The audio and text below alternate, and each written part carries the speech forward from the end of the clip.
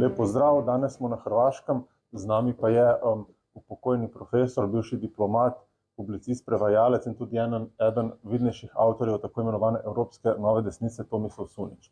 Gospodine Suniču, prvo naravno hvala vam za ovaj intervju. A za početak da vas možda pitam, danas se, mogli bi da kažemo, svi evropski narodi suočavaju sa jednom velikom, mogli bi da kažemo, čak civilizacijskom krizom, tako i kulturnom i demografskom naravno, koja je nekako posljedica liberalne ideologije, masovnih migracija i tako dalje. Sad razni identitarni pokreti nekako vide rešenje za izlazak iz te krize, pre svega u nekom vraćanju našim evropskim korenima i nekim autentičnim tradicijama. Da li možete možda da mi kažete kako je vaše mišljenje o tome i pre svega kada tražimo taj neki izlaz iz te krize, koliko tu stvarno ulogu igraju recimo neko vraćanje našem etnokulturnom identitetu, ako mogu tako da kažem. Prvo hvala lijepo na pozivu i lijep pozdrav kolegama, dame i gospodi u Sloveniji i Ljubljani. Ovo je široko pitanje, odmah da vam prvo odgovorim na ovo prvo vaše podpitanje u vašem uvodu. Gledajte, kriza je uvijek postojala, tako ne trebamo sad sebi mišljati da je kraj svijeta danas sa Covidom ili sa zamjenom stanovništva ili sa ratom u Izraelu ili u Palestini. Uvijek su krize i krizna situacije su uvijek postale kod cijelu našu povijest. Gledamo bilo koji periodi u našoj povijesti, gledajte samo na Balkanu, u prosjeku od, recimo, ako gledate od 30-godišnje rata, od provale Turaka pa do današnjeg dana, u prosjeku svakih 40 godina bilo je ratova i bilo je kriza. Ne želim to ni pošto se tome smijati, niti ne želim to karikirati, to je jedna ozbiljna situacija. Vi ste spomenuli ovdje liberalizam, svakako liberalizam, ja to moram otvoreno reći, neću sad tešku riječ kazati da je to zlo, ali u svakom slučaju je jedna vrsta zla, jer nažalost Istočna Europa isprobala je komunizam i represiju, i mi ovdje u bivšoj komunističkoj Jugoslaviji vrlo dobro znamo kakva je bila represija. I onda smo nekako objeručke nakon pada Berlinskog zida, nakon sloma komunizma u Sovjetskom savezu i općenito u cijeloj Istočnoj Europi, automatski smo pomislili da je sada najbolja alternativa liberalizam, odnosno zapadnjaštvo. Ja liberalizam, gledajte, možemo koristiti sinonim zapadnjaštvo i ne znam da li je to baš adekvatan izraz. U svakom slučaju možda je ljepši riječ kapitalizam.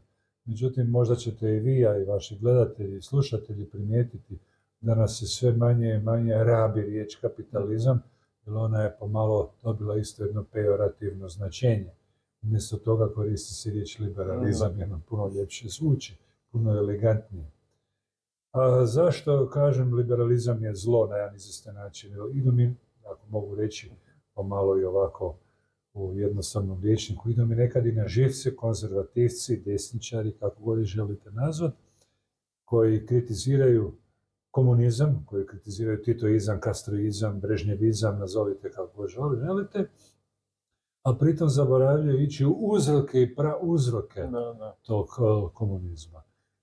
Komunizam je u biti dijete na neki način, što Amerikanci kažu brainchild, to je na neki način dijete ili unuk u najmanjem smislu riječi liberalizma.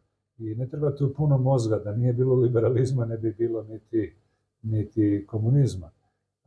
Da malo neke stvari ilustriram, onda mogu poslije eventualno malo još neke teoretske okvire pružiti vašim gledateljima, ali nemojte oklijevati da me i prekinete ako neke stvari nisu dovoljno jasne.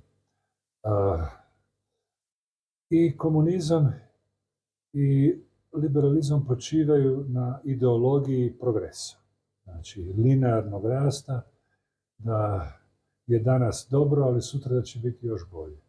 I ta ideologija progresa praktički je prešla u jednu napast, da tako kažemo, jednu obsesiju i kod naših političara i kod slovenskih političara i lijevih i desnih, svi stalno svaki dan govore o GDP-u, o bruto nacionalnom dohotku. Sve se vrti, cijeli vaš život, bilo od seksa do politika, da malo karikiram, sve se samo svodi na jednu kvantitativnu bazu našeg života. I svi polazimo od toga, moram li sutra biti bolje, moram kupiti svi više, moram imati bolja kola, moram ovo, moram ovo. To je tipična jedna zajednički nazivnik za ideje koje dolaze iz prosvjetiteljstva iz 18. stoljeća, koje su stvorile liberalizam i komunizam. Samo što je komunizam to ubrzavao na neki način kroz represivne mjere. Druga stvar je ljudska prava, ljudska jednakost. To je vrlo jedna apstraktna i osjetljiva tema, ali o njoj se nažalost puno ne govori. Ako gledate ljudska prava, to je zašto apstraktno, jer jedno su ljudska prava na Borneu i Sumatri, drugo su ljudska prava u Manhattanu, drugačije koristi ljudska prava jedan Palestinac danas u Gazi, a drugačije koristi tumači, definira ljudska prava jedan Židov, odnosno jedan Izraelac koji živi na kibucimu u Izraelu, odnosno bivše Palestini i Izraelu, a da ne kažem jedan Židov, možda neki daljnji njegov rođak na Manhattanu ili u Berkeleyu, bolje na zapadnoj obali. Znači, ja sam tu vrlo, vrlo osjetljiv prema tim apstraktnim izrazima, a ujedno ću i vaše kolege i gledatelje, a pogotovo studente koji studiraju sociologiju i filozofiju, da budu krajnje ozbiljni i oprezni sa terminima koji se danas koriste u politologiji, a da ne kažem u medijima, koji se potpuno izvrgavaju i koji nekad ne izražavaju pravu realnost. Ljudska prava, da sad ne karikiram, da sad ne spominjem neke konzervativne autore, kao što je Joseph de Maistre, konzervativac, treba njega čitati, nažalost on se ne čita, vrlo bogat autor u smislu svojih saznanja, on je bio katolik, malo integrista, mogli bi reći, iz 18. stoljeća, veliki protivnik Francuske revolucije, isto izglednik na neki način, pa je lijepo u svojoj knjizi rekao, ja sam vidio Poljaka, vidio sam Perzijanca, ali priznajem da nisam nikad vidio čovjeka, razumijete. I to možemo isto tako kazati, jer ovo što jednome Albancu danas na Kosovu ide kroz glavu, što je njemu na svijesti glede definicije svojih prava, nije isto što jednom Srbinu u selu pored Mitrovice ide kroz glavu, razumijete. Znači, tu moramo biti oprezni. Znači, ljudska prava je jedan od apstraktnih temelja liberalnog sistema, isto kao i komunističkog sistema. Jer čim vi proglasite ljude da su svi ljudi jednaki, tu je jedna zamka i o tome moramo više govoriti, da nas ne optužuju da smo neki fašisti, jer tamo nam se to podmeće. Čim vi kažete da su ljudi jednaki, što to znači? Jedno retoričko pitanje. To znači da su ljudi zamjenjivi. Znači, ako vi proglasite da je jedan čovjek iz Bornea, Sumatre, ili jedan čovjek iz Vrapča, znate što je Vrapče, mi tu koristimo taj izraz za našu ludnicu, odnosno za jednu instituciju gdje se ljudi sa psihičkim bolestima stavljaju, ali u našem kolokvijalnom izrazu Vrapče se često koristi za ljude koji, joj, moraš u Vrapče otići da si malo skrenuo, što mi kažemo. Znači, jedna je stvar, ljudska prava, jedan čovjek, da kažem, iz federalnog zatvora u Atlanti, ili čekajte koji je u Stocktonu, tamo sam blizu nekad živio, Stocktonu, to vam je pored Sakramenta u Kaliforniji, tamo veliki federalni zatvor, i živio sam blizu zatvora, nisam bio u njemu, sreću, bio jedan kolega, Zvonko Bušić, čuli se za njega. Louisburg, to vam je pored u centralnoj Pensilvaniji, ja sam tamo u jednom selu predavao. Znači, kako ja mogu onda priključiti te ljudska prava? Ti ljudi čak i kad iziđu van, onda su pomalo recidivisti, da vam to ilustriram, i onda su i dalje skloni kriminalu, neću reći svi, ali ta jedna idealistička slika da se ljude može kroz znanost, kroz školu, kroz zatvor preobratiti i da možete iz njih stvoriti jednake ljude, anđele na neki način, kao što nam to liberali danas često govore, stalno ističu jer trebamo mijenjati socijalnu sredinu, trebamo ekonomsku sredinu mijenjati, onda će ljudi postati bolji. Neće biti ratova, neće biti mržnja, neće se ljudi tući kao ovčari, neće biti Bleiburg i slično i tako dalje. Međutim, praksa nam pokazuje da nije to tako. Da svak čovjek je također, i tu bih htio naglasiti svako, i sa jedne konzervativne, ajde nazovi, kako nam to kažu, reakcionarne perspektive, ljudi nisu jednaki. Jer mi nismo samo tabula rasa, nije da samo učimo iz iz grada u kojem živimo i škola koje pohađamo, bilo da je to Harvard ili Ljubljanski filozofski fakultet u Ljubljani. Mi također smo nasljednici. Ja sam isto naslijedio od svoje pokojne mame, od pokojne tate puno toga. I moj gen, ako tako kažem, se vuče stoljećima unatrag. Tu se ja ne slažem niti sa Rousseauom, niti sa ovim John Lockeom, niti sa masu književnika, autora, koji su stalno isticali da jedan kontrakt, jedan ugovor da se može napraviti sa vladom i da će ljudi onda postati jako dobri. To znate sami što je Rousseau rekao u svom dijelu Contrat social, znači društveni ugovor, ne znam kako je to provedeno kod nas, nekad sam to studentima učio. Jednostavno to nije tako. Svako od nas ima jednu perspektivu gledanja, ja vidim ovu kvaku, ovaj gospodin je ne vidio, ne s krajičkom oka, tako i to mi moramo uzeti isto u obzir, da svaki ima svoje gene, da neko ima i kriminalne kromosome. I to moramo prihvatiti, činjenicu da ima nasljednih bolesti.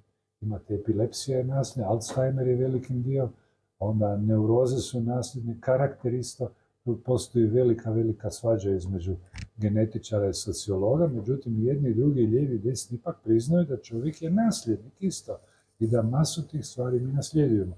Bilo da je to kvocijent inteligencije, bilo da je vaš karakter, bilo da je to vaš jedan temperament. Moj temperament, velikim dijelom temperament moje pokojne mame, koja je znala vikati na mene. Ja od tate sam isto toga naslijedio. I nije nikakva sramota o tome govoriti. Nažalost, o tome se danas jako malo govori, jer se ne uklapa u tu liberalnu, da kažem, skolastiku, koja polazi od pretpostavke, napravit ćemo samo happy consumers, samo sretne potrošače i samo ćemo im prodavati iste Adidase, iste Reebok i svi će oni biti zadovoljni. Ne znam da li sam odgovorio na vaše pitanje, Naravno, možda podpitanje, vi ste rekli kriza.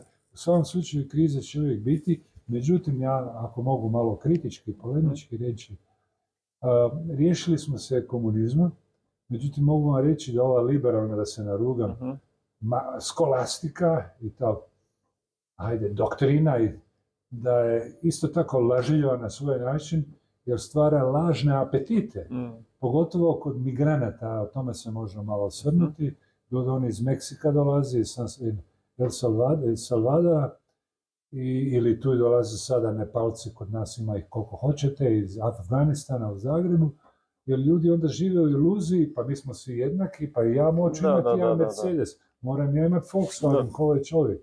Njega baš nije on tu došao učiti o glagoljici ili o Franz Prešernu, niti o, šta ja znam, niti učiti malo o zmaju i o simbolici zmaja u Ljubljani, recimite. Ili o domobrancima koji su stradali 44-45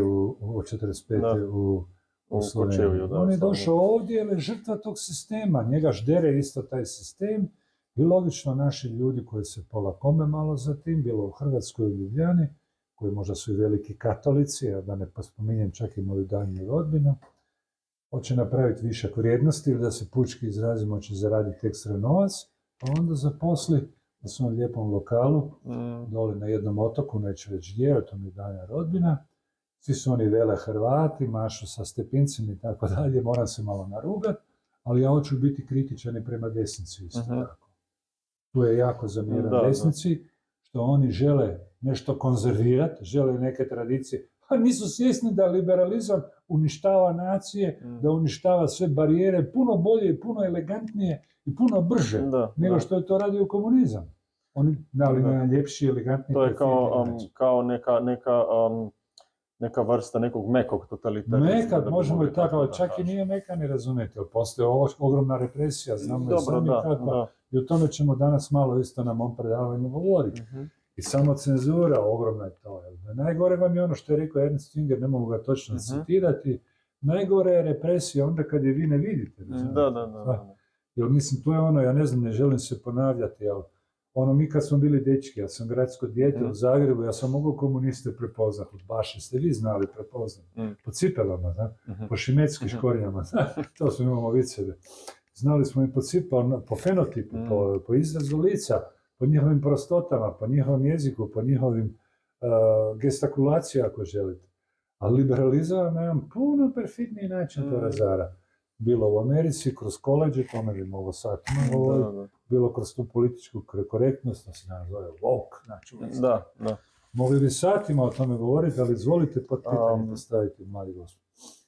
Ja sam isto sad spomenuo to takozvano vraćanje ka nekim europskim korenima, pa sada recimo vi pričate recimo o tome da dan danas taj liberalizam potpuno ignoriše te neke, da tako kažemo, možda malo kontroverznije, te neke rasne karakteristike ljudi i tako dalje, ali recimo ako mi pogledamo našu prošlost, ako pogledamo čak recimo neke antičke filozofe i tako dalje, kod njih se je vidjelo da oni jako nisu imali te neke, da kažemo tako, nauke, tih nekih, ne znam, recimo istraživanja o razliki između IQ-eva ili tako dalje, da su oni već toga bili svesni. Tako je. Recimo, i sad možda, ako mogu da vas pitam, kako recimo vi gledate na to da li mi kada želimo recimo da stvorimo kao neki identitarni pokret ili neka kao desnica, neku bolju budućnost za Europu, da li može da bude neki putokaz za to u nekoj mjeri, recimo ta naša prošlost i neka ta naša recimo tradicija, možda čak mitovi naših predaka i tako dalje? Prvo što se tiče rasa i tih rasnih teorija, moram priznati da sam dosta s time upoznat, zahvaljujući ipak i mom poznavanju i njemačkog jezika, koji je jedan lijepi jezik, i zahvaljujući, možda možemo kazati, tom famoznom internetu, pustimo loše strane s toga, dobre strane su toga što je masa knjiga koje su zabranjene, bilo 1945. godine, baš iz područja antropologije, Rassenkunde, to Njemci zovu Rassenkunde, Rassenlehre i slično, dostupne su i puno o tome čitam, ima tu vrlo vrijedne stvari koje možemo jako puno naučiti. Međutim, moramo priznati nakon Drugog svjetskog rata, ne toliko u Americi koliko u Europi, a pogotovo u Europi, ali već u Americi, tamo sredina 60. godina, na temelju novih zakona koji su se izglasali glede, to ne zovu affirmative action, znači pozitivna jedna akcija, onda su se manje više sve te knjige glede rasnih razlika i glede koeficijenta inteligencije tih testova počeli micati pomalo. Nisu još zabranjene, možete to u Americi dobiti, možete skinuti, pročitati. Ja u svom slučaju ne želim sad tu samo jednu priču pričati, ali da se ne dovežem ono što sam prije rekao, ja sam također nasljednik nečega. Kao što se neko ima roditelje koji su epileptičari, šizofreničari, kao što neko ima roditelje koji su možda dobri glazbenici ili dobri matematičari, tako neko ima roditelji koji su dobri druge neke slabosti ili kvalitete. Znači, tu bi u svom slučaju htio da se u školama, konkretno i kod nas i u studijima društvenih znanosti, da se malo više da prostora sociobiologiji. Tu je možda jedna prednost sociobiologije, što se politički detalji kojeg danas svaki dan gledao, također moramo gledati s jedne biološke. Odnosno, što je Konrad Lorenz rekao, čuli ste poznati Nobelovac, on je poznati etolog bio, on je promatrao ljudsko ponašanje. Čak i moje ponašanje, recimo, ja vam to kažem kao bivši diplomat, znači kao čak i bivši političar, logično ja možda imam jedan po temperamentu mom, nasljednom, imam možda neki način izražavanja i moje dikcije i sve to koje je nasljedno, logično, i možda sam imao nekih grešaka i možda sam imao uspjeha za razliku od mojih kolega. I čemu onda to tajiti? Međutim, vratimo se opet, tu imamo to, reći prokletstvo, jednakosti. Ja znam, evo da malo budem brutalan, ja sam u razredu svome, sad ćemo doći na drugu temu. Imao sam u Kaliforniji, prvo sad još situacija puno gore, oko 25% mojih studenata nisu bili europskog podrijetla. Morao sam krajnje biti oprezan kako ću njih ocjenjivati, da me ne tuže radi europskog moga, kako bi rekao, bajasnis, da sam subjektivan i da dijelio sam im prolazeće ocjene, premda, vjerujte mi, pola njih nije zaslužilo uopće da sjedi u školama. Međutim, ja to nisam smio reći. Ujedno, prijatelji bi me onda kazne i tu je sad problem, a to konačno i danas vidite, empirijski vam to mogu dokazati i u američkom društvu i na federalnom nivou, da stvari sve teže funkcioniraju. Bilo da je to administracija koja je sve više i kompliciranija, nekad je bilo to puno jednostavnije i brže, bilo da je to u školstvu koje je vrlo loše u Americi, a i u ostalim, i u vojsci isto tako, vrlo loše.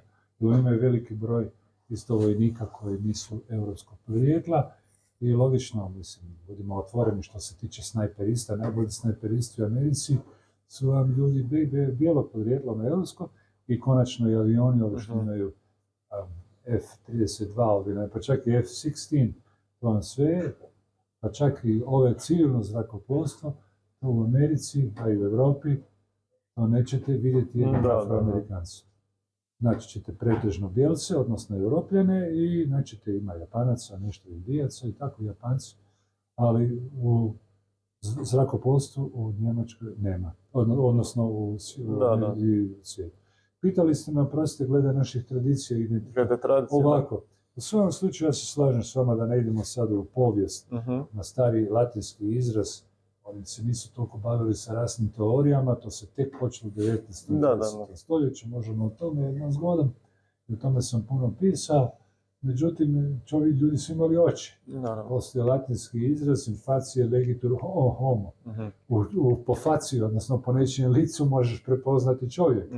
I oni su itekako bili svjesni, a Latini, kad bi im se rodila djeca, kakva su im djeca, da li na Šrek gledaju ili da li ovakav, to su i u staroj Sparti vidjeli, nisu oni onda imali sociobiologiju, ali su ljudi išli po svojim instinktima, razumijete. I gledali su ipak da svoju zajednicu zadrže. Bilo je tamo prije dolazaka Ahejaca i Dorijana, bili su tamo Pelazgici. Sad, koje je njihovo podrijetlo, to ne bi ti ulazim. Da li je etruščasko, da li je tračijsko, trakijsko ili firgijsko, to je vrlo teško reći, ali to je jedno prastanovništvo tamo, se vjerojatno miješali s njima. U svakom slučaju Grčka danas nije ista kao što je Grčka nekad bila prije 2 ili 3 tisuće godina. Premda moramo tu biti krajnje oprezni sa rasama, a odmah ću se tu moramo ograditi. Najviše su me ljudi uvrijedili od moje vlastite rase. S njima sam imao najviše problema. Tako da tu ne želim nipošto davati neke izjave i čak da pače, neka ćete među čovjeku druge rase snaći bolju osobu. Što se tiče naših identitaraca, čujte, prvo jedno tehničko pitanje koje mogu ja vama postaviti. Kako naći zajednički jezik? To je logično, mislim, prvenstveno način komunikacije. To je možda prednost Amerike, koliko je to veliki nedostatak. Od Alaske do Arizone, dole do Arkansasa, govori se jedan jezik, praktički nikakve razlike. Mi toga, čim se maknem tu od Karlovca, prednjo 100 km, već je to slovenski jezik koji mi stvara probleme koje moram naučiti. A da ne kažem 200 km, ako idem prema sjeveru, tamo je Mađarska, ja ne razumijem, to nije indoeuropski jezik. U Njemačkoj mi je već nekak lakše, tam se sjećam bolje doma. I tu je jedan problem tehničke naravi, ja bi svako htio i pozdravljam, znam da ima krasnih ljudi među identitarcima, čak sam ja na neki način s njima vezan. I na neki način me peče srce da mi moramo sad tu američki jezik koristiti i engleski. To nam se nametnulo kao starim Grekulima, znate, Grki. Grci, Grekuli je pejorativni izraz, jer su bili visoko školovani i onda su ih Rimljani dovlačili u Rim da školuju njihovu djecu. Jer grčki jezik je bio i vrlo jedan high status, jezik visokog statusa, do tamo još za vrijeme Republike. Poslije u Rimu je počelo malo drugčije biti. I što sam htio, i za vrijeme Rima, pa puno se pisalo, poznate knjige, Herodot je pisao na grčkom, onda čini mi se, ne znam za Marka Aurelija, da li je pisao, oprostite, on je tu umro kod nas blizu, tamo su ga pokopali pored Ljubljane, no to je prvo, drugo stoljeće bilo, sjetit ću se. I pored latinskog, grčki jezik bio, starogrčki je bio obavezan, lijepi jezik. Meni je šteta što ga nisam naučio. I tu je jedan tehnički problem. Drugo, organizacija. Jer kako uopće tu identitet naš danas... I ja pravo da vam kažem, upoznat sam do duše malo nešto u Austriji sa identitacijama, sa nastupima gospodina Zellnera, i malo sam nešto čitao od ovih identitaciju u Francuskoj, imaju nešto drugčiji stav. I s njima sam nešto u kontaktu, konačno putem Nove desnice. Oni imaju dobre imaju nastupe, vrlo intelektualne, imaju svoju grupu, bave se sa Homerom, sa Odisejom. Vrlo, mislim, tako se radi, to moram odmah reći. Ne kroz neki ulični aktivizam, i to je potrebno, ne razbijanje ili tetoviranje, to nikamo ne vodi. Nego upravo kroz vraćanje našim korijenima, ili jedan Slovenac, jedan Hrvat, jedan Srbin, i jedan Francuz, jedan Flamanac, jedan Irac, jedan Katalanac, mi vučemo naše podrijetlo kod Homera, čujte, to, bez obzira na današnje Grke i ovo, ali naši su praoci, mi imamo krasne, ne trebamo sad tu neki poganizam, neopoganizam tjerati, mi ćemo sve to naći kod jednog Cicerana, Seneka, kod ovog velikog Stojka i kod njih možemo puno naučiti, znači naše klasike moramo čitati. Tu nemamo šta puno govoriti i često me kolege u Americi pitaju Tomo, ili možeš predložiti neko djelo koje se bavi rasama. Ma da, ali čekaj, prvo počni sa najobičnijim stvarima. Nemoj sad teške neke stvari čitati o fenotipima i genotipima, ni o kromosomima, prvo uzmite klasike, tam ćeš naći odgovor na masu stvari. I tu i vas pozdravljam, identitarci u Sloveniji, nek na tome rade pod uvjetom isto da budu u kontaktu sa identitarcima iz ostalih krajeva Europe. Jer moje glavno, to moram naglasiti da mi to ne zaboravim, jer ja uvijek sebe moram pitati što moj neprijatelj u meni misli. Ja moram sebe pitati kad prolazim kroz Zagreb, kroz centar grada ili Ljubljanu, kad vidim ove fizionomije ljudi koji dolaze tamo iz Srednje Azije ili Južne Azije, iz Filipina i tako dalje, šta njima ide kroz glavu kad čuju za rat između Ukrajinaca i Rusa, što im prolazi kroz glavu, da ne kažem čak i ovim pametnim ljudima, ja ih zovem prokonzulima iz Francuske, iz Engleske, koji nam dođu ovdje mudrovati u Bosnu i Hercegovinu, ali s pravom se ljudi pitaju.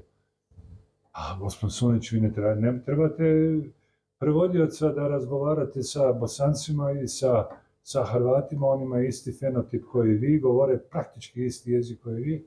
Šta bi od nas sad tražiti?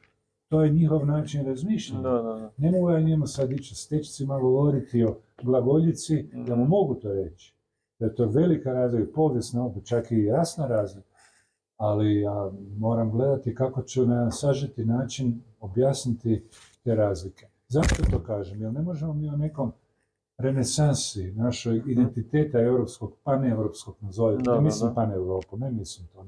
Ne mislim na Kalerije i Ota von Habsburga, koga cijenim po drugoj liniji. Imao sam čast biti njegov gost, pokojnog Ota von Habsburga, premda on malo bio zagrižen katolik i tako dalje, ali da, imao je čovjek svojih kvaliteta, bio je prijatelj Hrvata i tako. I što sam htio reći, ako se mi budemo svađali po našim plemenskim osnovima, tu ne znam odgovor.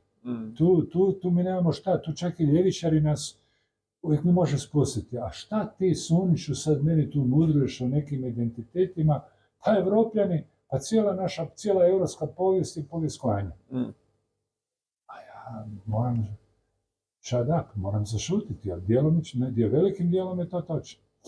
I Trojanci i Aheanci, znači i Grci i Trojani, štovali su iste bogove.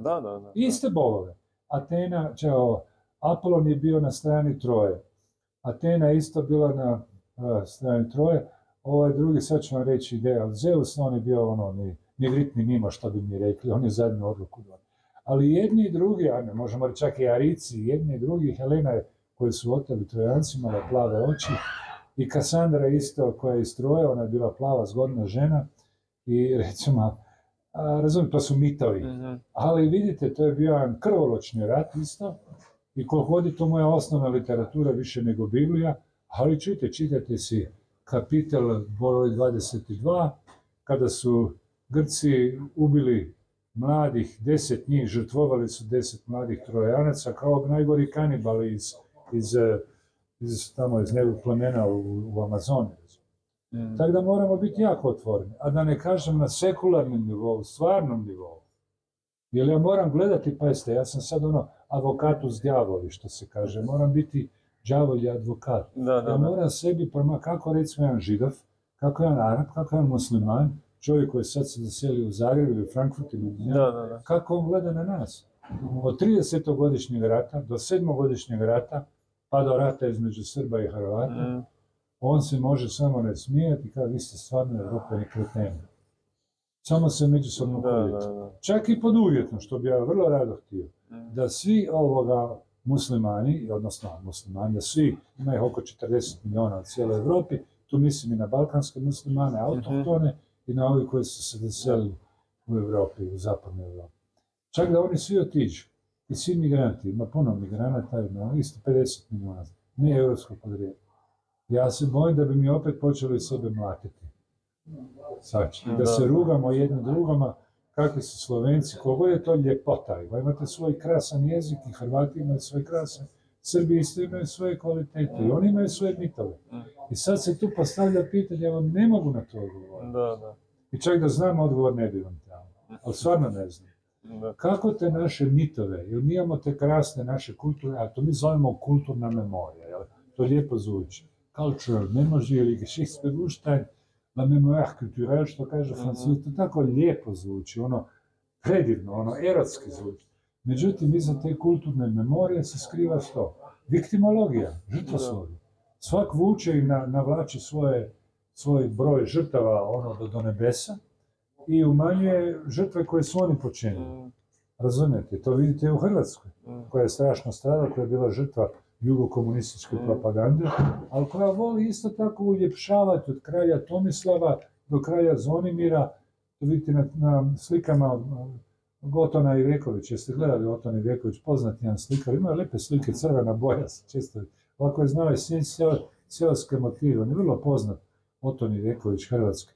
I on ima te mitske fotografije, ono mitske, polumitske. I oprostite što se vraćam odmah na Nietzschea, pitanje je u kolikoj mjeri se povijest mitologizira, odnosno u kojoj mjeri se mit historicizira. Historicizira, razumijete? Jer često se mitovi znaju historicizirati. Ja ne znam koliko ljudi u Bleiburgu, za primjer. U Bleiburgu vjerojatno nije puno ljudi, možda desetke, možda par stotina i tako da. Ali puno ljudi je stradalo poslije na tom križnom putu. Par stotina tisuća, to stoji, to je empirijski, forenzično dokazano. Ali mi često koristimo to, ne samo metafora, to je metonimija.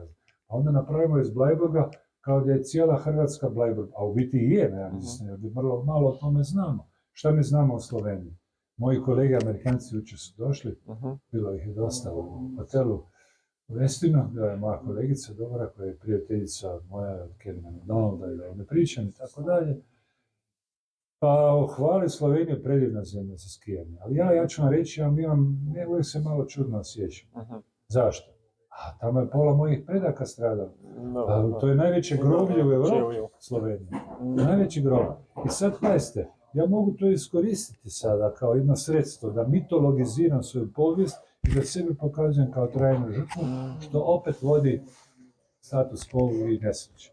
Vse naše gledalke in gledalce bi pa pozval, če vam je bil razgovor zanimiv, da si ogledate tudi Suničeve knjige, med drugim je bila tudi tale Postmortem report prevedena v slovenščino in sicer pri založbi Nova obzorja z naslovom Posmrtno poročilo.